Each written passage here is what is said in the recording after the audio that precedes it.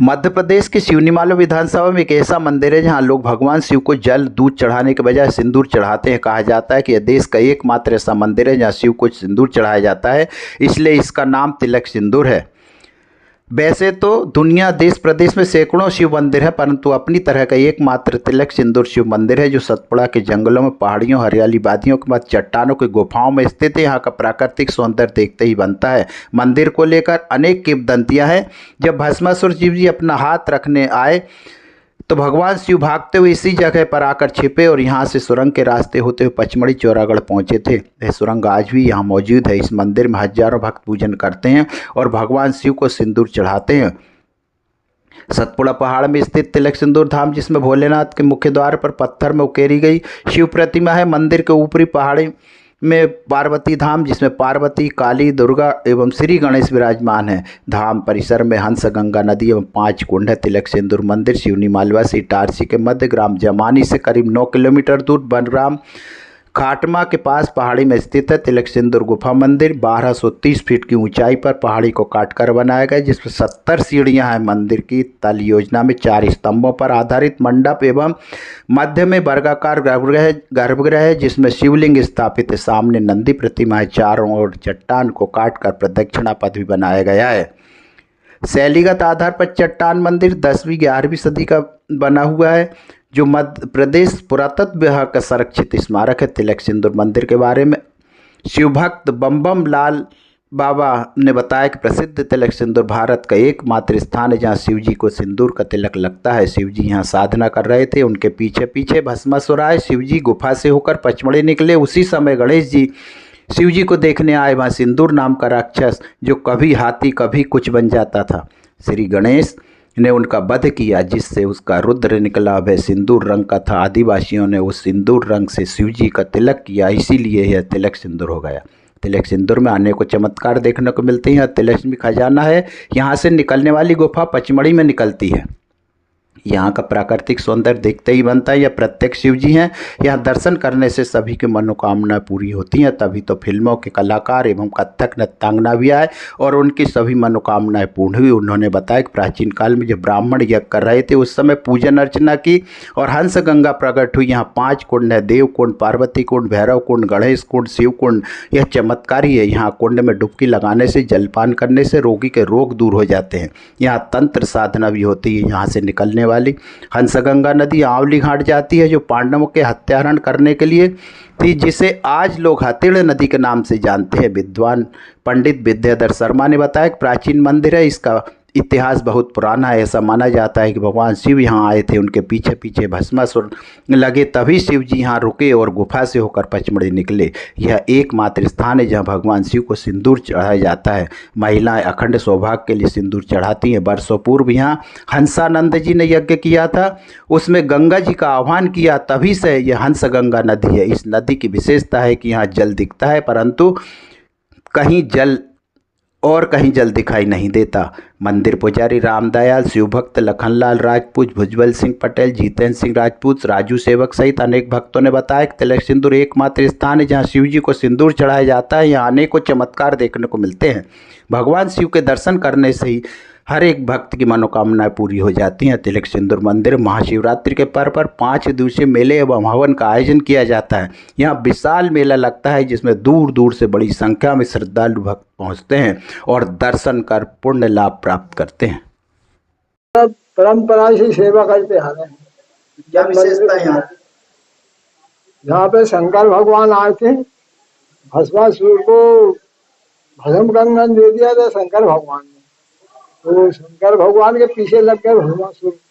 तो यहाँ पर छिपने के लिए आए थे भोलेनाथ, और जहाँ भी आ गए भस्मासुर, जहाँ से फल पचमढ़ी निकल गए हैं। आप सब लोग करें। ये पुरातन जो पूजा पाठ जो भोलेनाथ की होती थी, वो यहाँ पे होती थी। फिर साधु संत और भी तपस्वी पुराने ऋषि मुनि यहीं की पूजा करते थे भोलेनाथ की। फिर वो शिवलिंग की स्थापना हुई है और वहाँ पूजा पाठ चालू हुई। ये विशेषता है। ये देखिए आप उधर ऊपर। यहाँ की विशेषता है कि यहाँ भगवान महादेव ने उस समय जब भस्मासुर उनके पीछे लगा, उसी पौराणिक मान्यताओं में कहानी आती है, तो कुछ समय यहाँ विश्राम किया। फिर यहीं से प्राचीन गुफा गई है तो धूपगढ़ में निकली पचमढ़ी महादेव। ऐसा मतलब हमारे पूर्वज लोग बताते रहे, हमारे नाम। ये एक सुंदर धाम है, भोलेनाथ का स्थान है।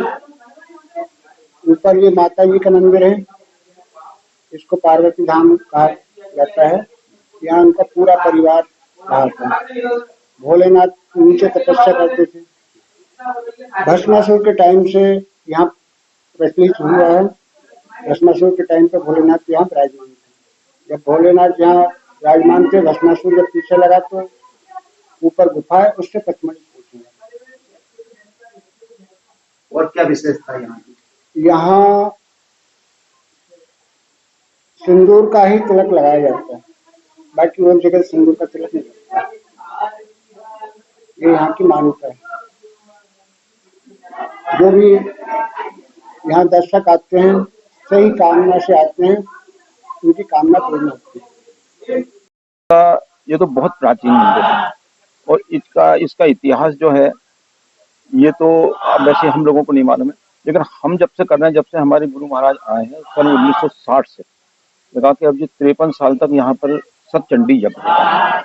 और तिलक सिंदूर का स्थान ये है कि यहाँ पर भगवान शंकर जब भस्मासुर उनके पीछे लगा था, उस समय यहाँ आकर के लोगों की किंवदंती ऐसी है कि यहाँ पर आकर छुपे थे और यहीं से गुप्त रूप में पचमढ़ी जाकर के निकले। इसी स्थान पर तिलक सिंदूर में ही सिंदूर भगवान शिव को चढ़ता है और इसमें जो महिलाएं होती हैं, माताएं बहनें होती हैं, वह अपने अखंड सौभाग्य की कामना करके सिंदूर चढ़ाती है।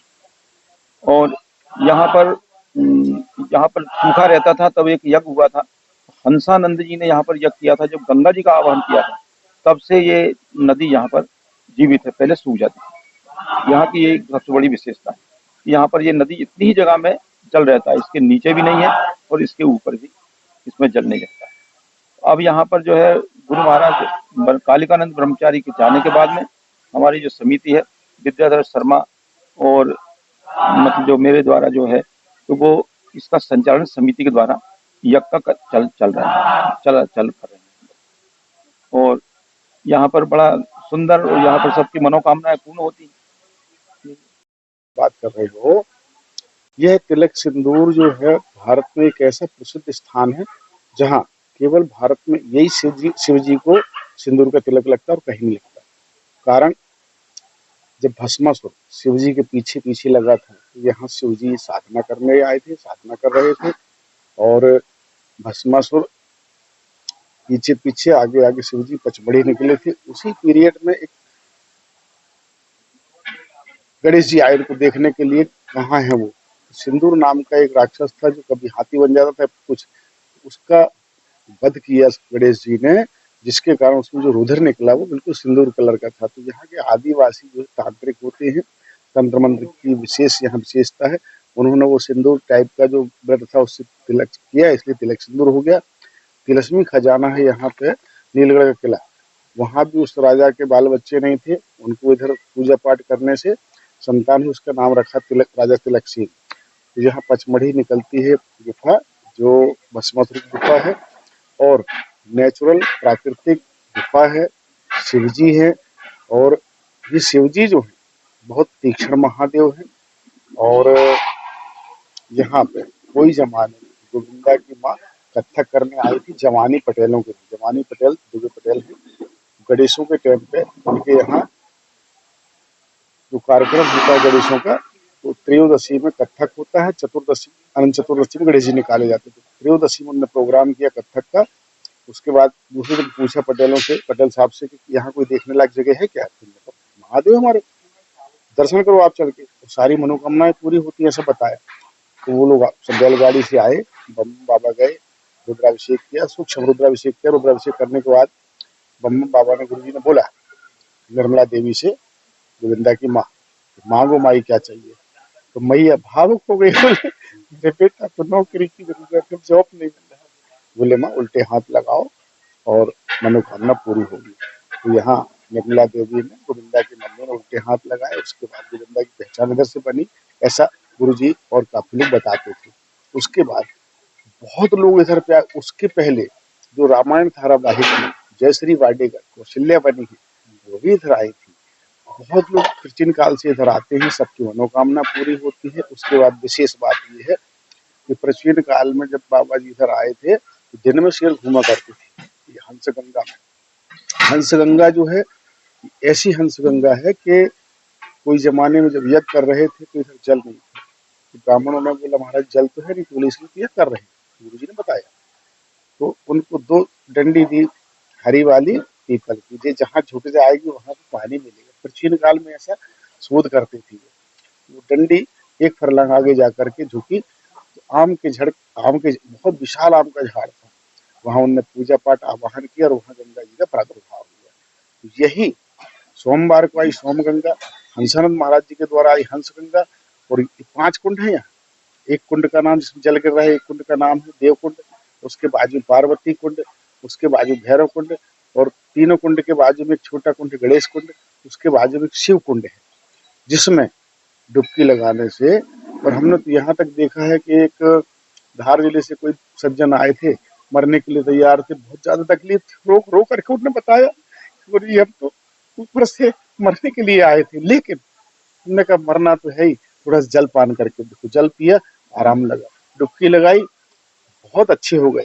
बाद में पता चला कि उनको बड़ी माता जी की बीमारी थी, बड़ी चेचक थी, और यहाँ से इतना चमत्कार है इधर कि हम बता नहीं सकते। मैंने तो पागल होकर के जो अनुभव किया है वो हम बता नहीं सकते, कि हम बात करते हैं तो रोने लगते हैं। उसके बाद यही हंस गंगा यहाँ से निकल करके आंवली घाट जाती है, जो पांडवों की हत्या हरण करने के लिए गई थी। हत्या हरण गंगा है, हंस गंगा है। इसको आज के जमाने में लोग क्या कहते हैं, हथेड़ नदी। कहीं नाव चलती है, कहीं कम पानी है, कहीं ज्यादा पानी है। उसके अलावा ये सरकार 52 गांव का शमशान है, तिलक सिंदूर 52 गांव का शमशान है, और यहाँ तंत्र साधनाएं होती हैं। हमारे गुरु जी जो है तंत्र से आचार थे, आयुर्वेद से बैचलर थे, कंकाल को उठा के बातचीत की है उन्होंने।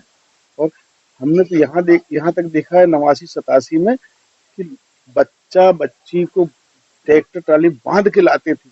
4 दिन का बच्चा दूध नहीं पिला रही, पेटी साकरों से बांध के लाते थे, और बाबा झाड़ा देते थे और बच्चे को छाती से लगा करके दूध चुराती थी। ऐसे ऐसे पागल आए जो 2-2 महीने सोए नहीं, उत्पात कर रहे, जंजीरों से बांध के ट्राली में लेके आए। यहाँ सुनने में आया है कि दूध की धारा भी बहती है। वो जो दूध की धारा की आप बात करते हैं, पार्वती गुफा में हजारों वर्ष पहले से जो जल गिरता था उसमें दूध जैसा पारद कोई पाउडर जमता था।